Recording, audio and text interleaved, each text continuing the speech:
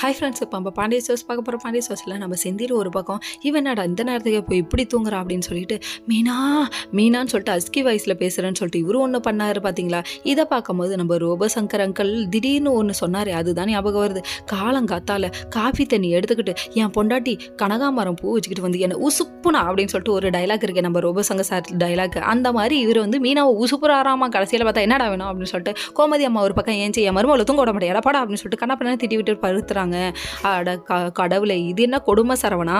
அதாவது மாமியாரும் மருமகளும் சேர்ந்துக்கிட்டு தூங்குற பாக்கியெல்லாம் எங்கேயா கிடைக்கும் அப்படிங்கிற மாதிரி ஆயிடுச்சு. சரி, இது ஒரு பக்கம் இருந்தாலும் சரி, நம்ம மாமனார் வீட்டுக்கு போவோம்னு அங்கே போய் உட்காந்து எனக்கு ரொம்ப கஷ்டமா இருக்கு மாமா அப்படின்னு சொல்லிட்டு அழுக ஆரம்பிச்சிட்டாங்க. படுத்தா பேய் மாதிரி இருக்கா, நடந்தா மோகினி மாதிரி இருக்கா, அவ கூட எப்படி குடும்பம் நடத்தாது அப்படின்னு சொல்லிட்டு சொல்லுவார்னு பார்த்தா இவர் எப்படி சொல்றாரு தெரியுமா, இங்க இருந்தா கங்கா மாதிரியும் அதாவது கோட்டரத்துக்கு போனா சந்திரமுகியாவும் மாறிடுறா, இவ்வளவு வச்சுக்கிட்டு என்னால கொடுத்த நடத்த முடியல மாமா அப்படின்னு சொல்லிட்டு ரொம்ப ஃபீல் பண்றாரு. நீங்க கொஞ்சம் ஃப்ரீ அட்வைஸ் கொடுங்கன்னு சொல்லி கேட்க, இப்படி ஒரு உலகத்துல எந்த குடும்பத்தையும் நான் பார்த்தது இல்லப்பா, குடும்பம்னு கோயிலுக்கு போனா அங்க ஒரு 2 குடும்பம் ஆடுற கதையா, ஏன் வயித்துல பிறந்தது இப்படி இருக்குப்பான்னு சொல்லிட்டு அவங்க மாமியார் புலம்ப.